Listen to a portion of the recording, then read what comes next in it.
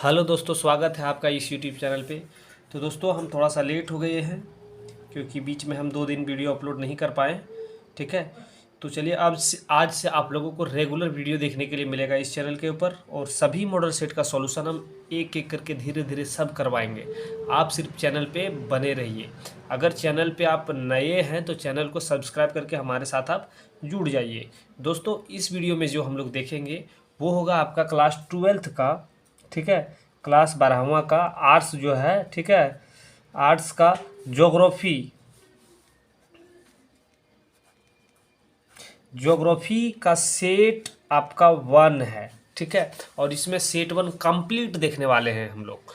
तो आपको क्या करना है कि अगर आप फर्स्ट पार्ट, ये सेकंड पार्ट, अगर फर्स्ट पार्ट आप नहीं देखे हैं तो प्लेलिस्ट बना हुआ, प्लेलिस्ट से जाके आप देख सकते हैं, या फिर डिस्क्रिप्शन में लिंक डाला हुआ है, ठीक है, पार्ट 1 का, आप उसको जाके देखिए। ये आपका सेकेंड पार्ट है दोस्तों, बता दें आपका ये सेकेंड पार्ट्स है। ठीक है, और चलिए सभी क्वेश्चन को हम इसमें देखेंगे। सेकंड पार्ट्स में जो क्वेश्चन हम लोग देखे थे, पिछला वीडियो में हम लोग क्वेश्चन नंबर 8 तक क्लियर किए थे। ठीक है, जल प्रदूषण के रोकथाम के लिए महत्वपूर्ण सुझाव दें, ये था आपका। ठीक है, इस वीडियो में जो हम लोग देखेंगे प्रश्न संख्या 9 से स्टार्ट होगा। भारत में सड़क परिवहन को परिवहन के अन्य साधनों की तुलना में अधिक उपयोगी क्यों माना जाता है। ठीक है, यहाँ से हम लोग इसमें स्टार्ट करने वाले हैं। तो चलिए हम लोग देखते हैं। इसका सॉल्यूशन लिखने के लिए सीखेंगे। आप इस प्रकार से सॉल्यूशन लिख सकते हैं। देखिए दोस्तों, हम लिख के आप लोगों को दिखा रहे हैं। ठीक है, लेकिन अगर आप चैनल पे नए हैं तो चैनल को सब्सक्राइब कर लीजिए, या अगर आप हमारे पहले के सब्सक्राइबर हैं तो आपसे रिक्वेस्ट है कि आप इस वीडियो को दोस्तों के पास शेयर भी कर दीजिए। ठीक है, तो चलिए हम लोग देखते हैं प्रश्न संख्या 9। तो चलिए यहाँ पे हम लोग आगे प्रश्न इस प्रकार से आप आंसर लिख सकते हैं। ठीक है, इस प्रकार से आप प्रश्न लिख सकते हैं। देखिए यहाँ पे है कि भारत में सड़क परिवहन परिवहन के अन्य साधनों की तुलना में अधिक उपयोगी क्यों मानी जाती है। तो हमारे देश में सड़क, देखिए इस प्रकार से आंसर आप लिख सकते हैं कि हमारे देश में सड़क मार्ग का प्रारूप भौतिक बनावट से प्रभावित है। ठीक है, यहाँ पे जो भौतिक बनावट है ये प्रभावित करता है, और सड़क निर्माण तथा उसका रख रखाव बहुत खर्चीला है। सड़क का निर्माण करना भी खर्चीला है और उसका रख रखाव भी करना में खर्चीला होता है। इसका जाल भी बहुत घना है, और इसका जाल भी बहुत घना है। सड़क, देखिए यहाँ पे सड़क मार्गों का विकास आर्थिक विकास से प्रभावित होता है। देखिए ये जो प्रभावित होता है वो आर्थिक विकास से है। आर्थिक स्तर के प्रदेश में सड़क मार्गों का विकास बहुत कम हुआ है। अब आर्थिक जो स्तर के प्रदेश हैं वहाँ पे आप देख सकते हैं कि सड़क का विकास बहुत कम हुआ है। इस प्रकार से अगर आप चाहें तो एग्जाम्पल में भी लिख सकते हैं। देखिए अच्छा सड़क जो है, आप चाहें तो आप देख सकते हैं पंजाब, वहाँ की सड़कें ठीक है, जबकि निम्न स्तर जो आर्थिक के कारण है, जो जिस स्टेट का सड़क अच्छा नहीं है, आप इसमें से आप ऐड कर सकते हैं जम्मू। ठीक है, वो जम्मू कश्मीर जो है वहाँ पे भी अच्छे सड़क नहीं है पर्याप्त मात्रा में। ठीक है, और अन्य स्टेट भी इसमें आप जोड़ सकते हैं। तो चलिए दोस्तों, उम्मीद है कि आप इस प्रकार से आंसर लिख लिए होंगे। ठीक है, चलिए हम लोग देखते हैं प्रश्न संख्या 10 को। ठीक, देखिए प्रश्न संख्या 10 यहाँ पे आ गया है कि आकार के आधार पर विनिर्माण उद्योगों को वर्गीकृत कीजिए। आकार के आधार पे, ठीक है, तो बताना है कि आकार के आधार पे विनिर्माण उद्योगों का वर्गीकरण कीजिए। तो आकार के आधार पर उद्योग 4 प्रकार के होते हैं। ठीक है, आकार साइज के अनुसार। देखिए पहला है वृहद उद्योग। ठीक है, बड़ा उद्योग, वैसा उद्योग जिसमें पूंजी निवेश बहुत अधिक होता है। इस उद्योग में निवेश जो आप करेंगे, इन्वेस्ट करेंगे, वो अधिक होगा। ठीक है, चलिए दूसरा है मध्य उद्योग। माध्यम उद्योग है वैसा उद्योग जिसमें पूंजी कुछ कम होता है, मतलब जिस तरह से वृहद उद्योग में अधिक उपयोग करते हैं लेकिन इसमें कुछ कम होता है। ठीक है, अब यहाँ पे लघु उद्योग, तो लघु उद्योग जिसमें वैसा उद्योग जिसमें जो आप निवेश करेंगे वो थोड़ा सा इससे कम होगा। ठीक है, मध्यम उद्योग से भी कम होगा। लेकिन एक और है चौथा, इसमें देखिए कुटीर उद्योग। तो कुटीर उद्योग उसको कहेंगे जिसमें कुछ बहुत कम खर्चे में ही छोटा मोटा बिजनेस हो जाता है उसको ये कुटीर उद्योग के अंतर्गत में आएगा। ठीक है, तो देखिए दोस्तों मेन आपका क्या होगा, देखिए आप लोग जो लिखेंगे मेन पार्ट है आपका, ये लिखिएगा जो हम रेड पेन से हम लिख दिया है, वृहत उद्योग, मध्यम उद्योग और लघु उद्योग और कुटीर उद्योग। ये 4 पार्ट आप लिखते हैं तो आपको नंबर मिल जाएगा। ठीक है, क्योंकि आकार के आधार पर विनिर्माण उद्योग के वर्गीकृत कीजिए, बांटिए आप, तो बांट देंगे हम लोग 4 बस। ठीक है ना, चलिए देखते हैं प्रश्न संख्या 11 हम लोग। प्रश्न संख्या 11 देखिए यहाँ पे गैर परंपरागत ऊर्जा स्रोत का वर्णन करें। तो गैर परंपरागत ऊर्जा स्रोत का यहाँ पे देखिए, गैर परंपरागत ऊर्जा स्रोत वैसा ऊर्जा स्रोत जो परंपरा से नहीं चलता आ रहा है, जो पूर्वजों से चलता हुआ नहीं आ रहा, उसे गैर परंपरागत ऊर्जा स्रोत कह सकते हैं। इस प्रकार से डेफिनेशन आप लिख सकते हैं दोस्तों। ठीक है, जैसे में आप देखिए कि सौर ऊर्जा पहले, आज से 20 साल पहले सौर ऊर्जा का प्रयोग बहुत कम मात्रा में या ना के बराबर किया जाता था। ठीक है, लेकिन अभी देखिए सौर ऊर्जा का प्रयोग किया जा रहा है, पवन ऊर्जा का भी प्रयोग किया जा रहा है, ज्वारीय ऊर्जा का प्रयोग हम लोग कर रहे हैं इत्यादि। ये सभी गैर परंपरागत ऊर्जा स्रोत कहलाते हैं। तो गैर परंपरागत ऊर्जा स्रोत क्या कहलाते हैं? सौर ऊर्जा, पवन ऊर्जा, ज्वारीय ऊर्जा, नाभिकीय ऊर्जा। ठीक है, इस प्रकार के सभी ऊर्जा गैर परंपरागत ऊर्जा के अंदर में आएंगे। ठीक है, ये पर्यावरण को, ये जो गैर परंपरागत ऊर्जा स्रोत होते हैं ये पर्यावरण को बहुत कम प्रदूषित करते हैं। ठीक है, पर्यावरण को प्रदूषित नहीं करते हैं, तो पर्यावरण को बहुत कम प्रदूषित करते हैं। ठीक है, यहाँ पे आप जोड़ दीजिए, बहुत कम प्रदूषित नहीं करते हैं। ठीक है, या प्रदूषित करते हैं। ठीक, ये लिख दीजिए, नहीं करते हटा दीजिए, बहुत कम प्रदूषित करते हैं। ठीक है, और यह क्या है कि यह जो है यह समाप्य साधन है, ये समाप्त होने वाला साधन नहीं है। देखिए यहाँ पे पवन ऊर्जा जो है वो क्या, पवन बंद, हवा चलना बंद हो जाएगा, ये ऊर्जा तो प्राप्त होगा ही। सौर मतलब कि जो लाइट है, सनलाइट है, मतलब कि सूरज की किरण निकलना बंद हो जाएगा, सूरज तो निकलना बंद नहीं होगा। तो ये सभी ऊर्जा को जब हम लोग ग्रहण करेंगे तो ये असमाप्य साधन कहलाते हैं। ठीक है, चलिए दोस्तों हम लोग देखते हैं प्रश्न संख्या 12। तो देखिए यहाँ पे 12 हम लिख रखे हैं, देखिए ध्यान से, यहाँ कि वर्षा जल संरक्षण क्या है। तो हम देखिए इस प्रकार से आप आंसर लिख सकते हैं, वर्षा जल संरक्षण क्या है। ठीक है, और इसके 4 उद्देश्य बताइए और इसके क्या क्या लक्ष्य है वो आपको बताना है। तो चलिए वर्षा, देखिए आंसर इस प्रकार से लिख सकते हो, वर्षा जल के जल को भविष्य के उपयोग के लिए इकट्ठा करने की प्रक्रिया को वर्षा जल संग्रहण कहते हैं। ठीक है, वर्षा जल संग्रहण, उम्मीद है कि आप समझ गए होंगे कि क्या है, कि भविष्य के लिए वर्षा की जल को एकत्रित करना वर्षा जल संग्रहण कहलाता है। इसके 4 उद्देश्य निम्न हम लोग लिख सकते हैं। पहला कि जल की लगातार बढ़ रही मांगों को पूरा करना, जो जल की मांग लगातार बढ़ रही है इसको पूरा किया जा सकता है। दूसरा, भौम जल को प्रदूषित होने से रोकना, और जो आपका भौम जल स्तर है वो प्रदूषित होता जा रहा है दिनों दिन, उसको रोका जा सके। तीसरा पॉइंट है यहाँ पे, तीसरा है, देखिए यहाँ पे तीसरा है कि मृदा अपरदन को कम करना, मृदा अपरदन को कम करना।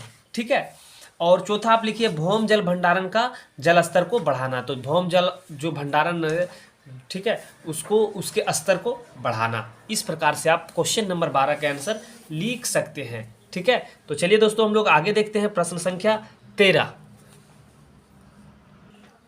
देखिए भारत में कृषि की प्रमुख समस्याओं का वर्णन कीजिए। तो भारत में जो कृषि का समस्या है उसको यहाँ पे बताना है।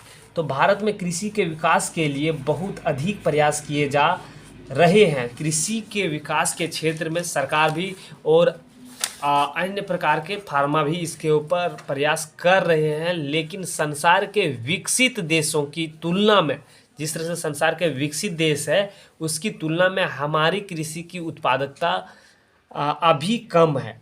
ठीक है, हमारी कृषि की उत्पादकता अभी कम है। जिस तरह से विकसित देश के पास उसकी उत्पादन क्षमता अधिक है और हमारे देश की उत्पादन क्षमता कम है, आप इस कह सकते हैं। इसके लिए अनेक कारण जिम्मेदार हैं। और ये काहे कम होता है, इसके लिए अनेक कारण जिम्मेदार हैं। ठीक है, फर्स्ट में आप लिख सकते हैं यहाँ पे, देखिए पर्यावरण कारक, पर्यावरण ये कारक। भारतीय कृषि की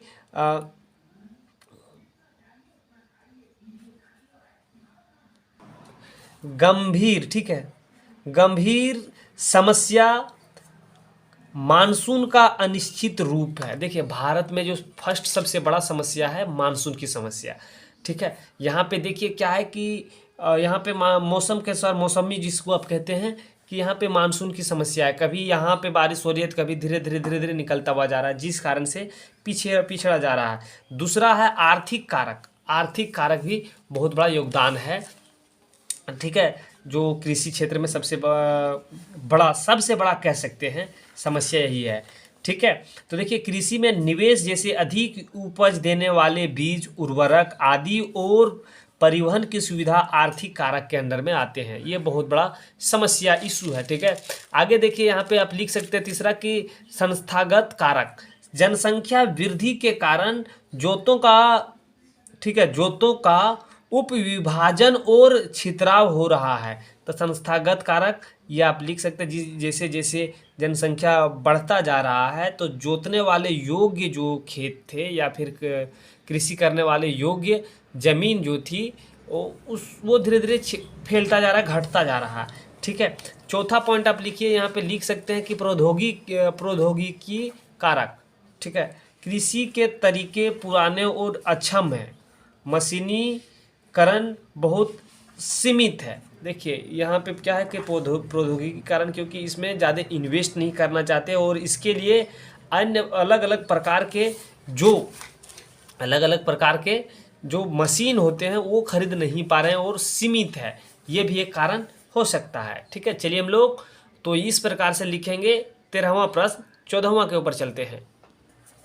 14वां प्रश्न देखिए कि जनसंख्या प्रवास को प्रभावित करने वाले आकर्षक कारकों को लिखिए। तो जनसंख्या प्रवास को प्रभावित करने वाले आकर्षक कारक निम्न है, उसमें से देखिए धार्मिक, ध्यान दीजिएगा, एक धार्मिक स्थल, रमणीय स्थल, शिक्षा, स्वास्थ्य तथा सुविधाएं, अन्य प्रकार की भी सुविधाएं ये आकर्षक कारक के अंदर है, ठीक है। जनसंख्या प्रवास के आकर्षक कारक के अंदर में ये सभी आते हैं, ठीक है। तो उम्मीद है कि आप लिख लिए होंगे।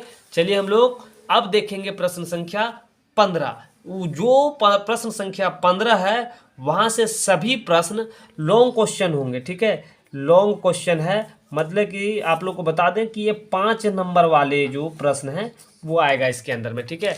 5 नंबर वाला प्रश्न अब यहाँ से स्टार्ट होता है। अभी तक हम लोग देखें 3 नंबर वाले प्रश्न को, अब यहाँ से देखेंगे 5 नंबर वाले प्रश्न को। और दोस्तों बता दें आप लोगों को कि ये जो 5 नंबर वाले प्रश्न है बहुत भी आई है। तो चलिए सीधा हम लोग चलते हैं अब प्रश्न संख्या 15 के ऊपर। तो हम लोग क्वेश्चन नंबर 16 देखेंगे। इसमें 16 है कि भारत में गेहूं के उत्पादन और वितरण का वर्णन कीजिए, ठीक है। तो उत्पादन का वर्णन करते हैं, समझिएगा ध्यान से। गेहूं की खेती, देखिए आंसर आप इस प्रकार से भी लिख सकते हैं। देखिए गेहूं की खेती के लिए अनुकूल भौतिक दशाएं वो निम्न है, ठीक है।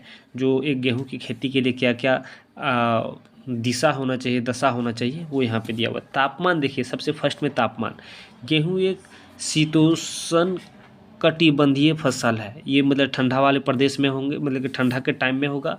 इसके लिए 20 डिग्री सेल्सियस तापमान होना आवश्यक, इसके लिए 20 डिग्री सेल्सियस तापमान होना बहुत ज़रूरी है, ठीक है।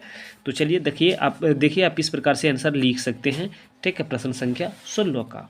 दूसरा पॉइंट आप लिखिएगा वर्षा इसमें जो होना चाहिए 40 से 75 सेंटीमीटर वर्षा गेहूं की खेती के लिए आवश्यक है। गेहूं की खेती में सिंचाई की भी आवश्यकता पड़ती है, ठीक है। तीसरा पॉइंट लिखिएगा, जो अभी हम लोग लिख रहे हैं हम लोग, ये आपका है उत्पादन के लिए, ठीक है। गेहूं की खेती के लिए दोमट मिट्टी का होना आवश्यक है।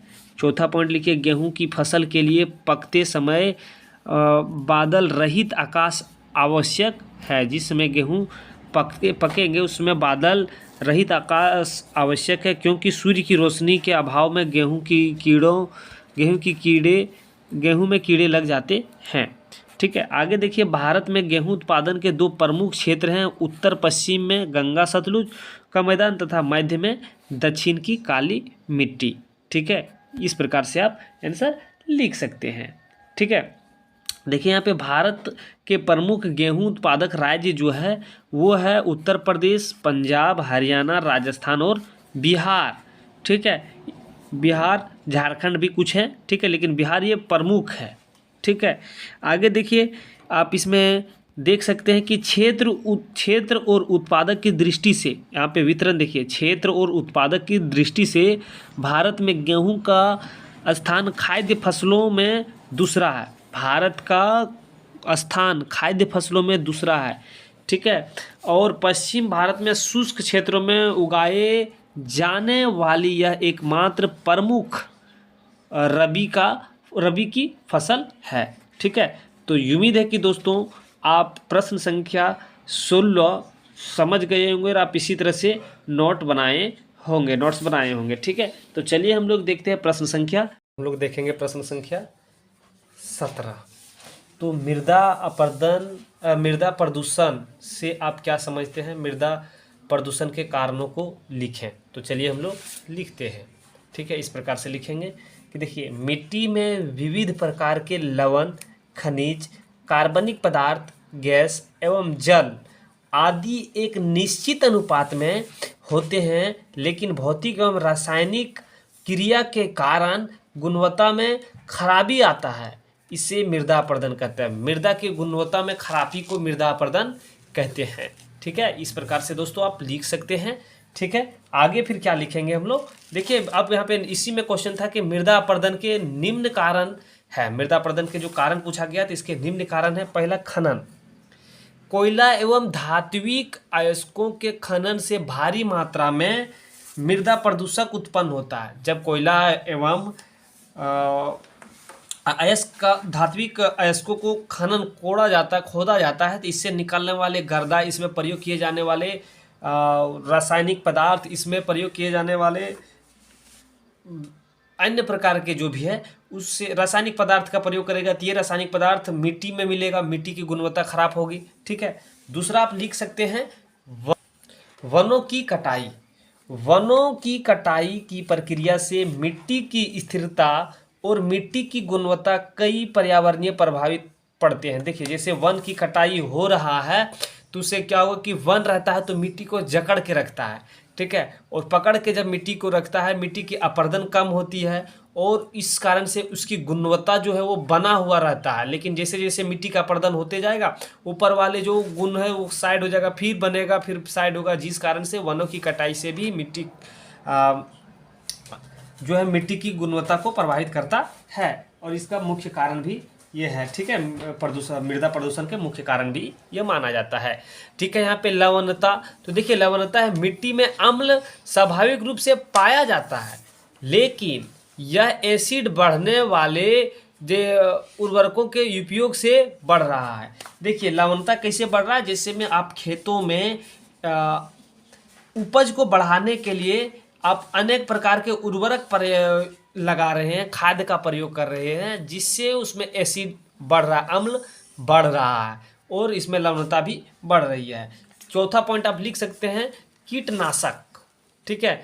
कीटनाशक आजकल कृषि उत्पादन बढ़ाने के लिए आमतौर पर कीटनाशकों का व्यापक उपयोग किया जाता है, जिसे मिट्टी की गुणवत्ता को खराब करता है, ठीक है। कीटनाशक का प्रयोग अधिक मात्रा में किया जा रहा है, जिससे आप देख सकते हैं कि आप कुछ भी फसल लगाइए उसमें आप कीटनाशक का प्रयोग कर रहे हैं। धान में कीटनाशक का प्रयोग, आप अगर कुछ अलग प्रकार के सब्जी लगाए हैं उसमें कीटनाशक का प्रयोग, अन्य प्रकार के फसल लगाएं उसमें कीटनाशक का प्रयोग, तो कीटनाशक से भी मिट्टी की गुणवत्ता खराब होती है, मृदा प्रदूषण होता है। और पॉइंट आप लिख सकते हैं मरुस्थलीयकरण, ये भी लिख सकते हैं। पशु का अपशिष्ट, ये भी एक मृदा प्रदूषण का कारण है।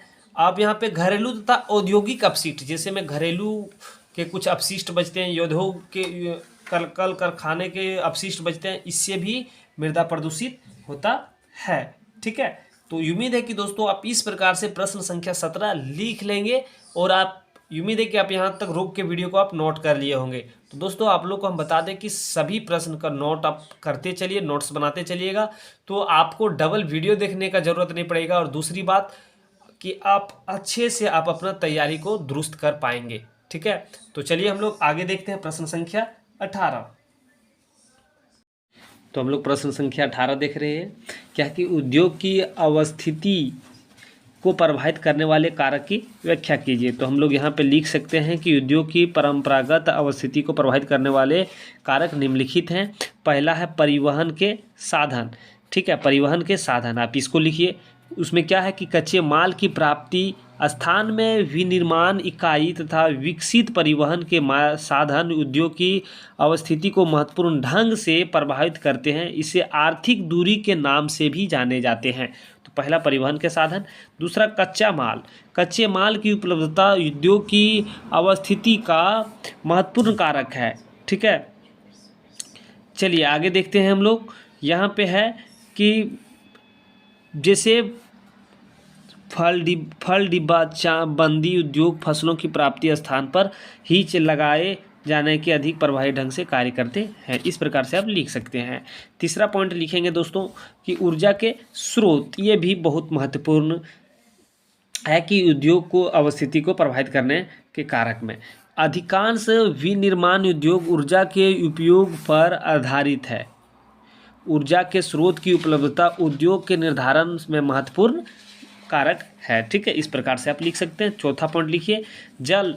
कुछ उद्योग ऐसे हैं जिसमें भारी मात्रा में जल की आवश्यकता होती है, जैसे लोहा इस्पात उद्योग में 1 टन इस्पात उत्पादन में 2 लाख लीटर जल की आवश्यकता होती है। अतः ऐसे उद्योग स्वाभाविक रूप से जल स्रोत के निकट अवस्थित होते हैं।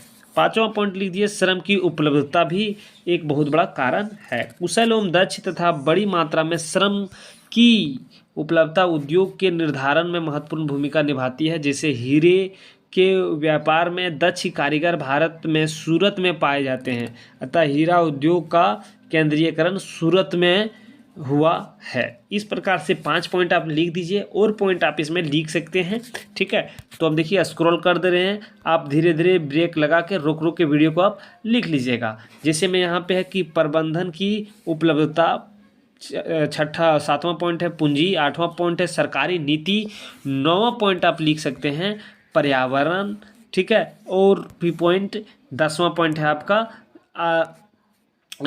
औद्योगिक जड़त्व और 11वां पॉइंट है मानव कारक, ठीक है। ये सभी पॉइंट आप धीरे धीरे करके रोक के आप लिख सकते हैं दोस्तों, ठीक है। तो 5 पॉइंट लिखना बहुत आवश्यक है, क्योंकि 5 पॉइंट 5 नंबर वाले प्रश्न है और 5 पॉइंट आपको देना अति आवश्यक है, ठीक है। तो उम्मीद है कि क्वेश्चन नंबर 18 आपको समझ में आ गया होगा, ठीक है। तो देखिए दोस्तों क्वेश्चन नंबर 19 है, उसमें मानचित्र में आपको दिया हुआ है कुछ प्रश्न, उसको दर्शाना है। तो इसके लिए हम स्पेशल वीडियो बनाएंगे, सिर्फ मानचित्र वाला जितना भी वीडियो मॉडल सेट में है एक में हम करके बना देंगे सभी मानचित्र को, ठीक है। तो लास्ट प्रश्न था ये इस सेट का। उम्मीद है कि आपको समझ में आ गया होगा, ठीक है। अगर आपको समझ में आया है तो वीडियो को लाइक कर दीजिए फटाफट, और चैनल पे आप नए हैं तो चैनल को सब्सक्राइब कर दीजिए। और दोस्तों आपसे रिक्वेस्ट है कि आप इस वीडियो को अपने दोस्तों के पास ज़रूर शेयर कर दीजिएगा, ठीक है।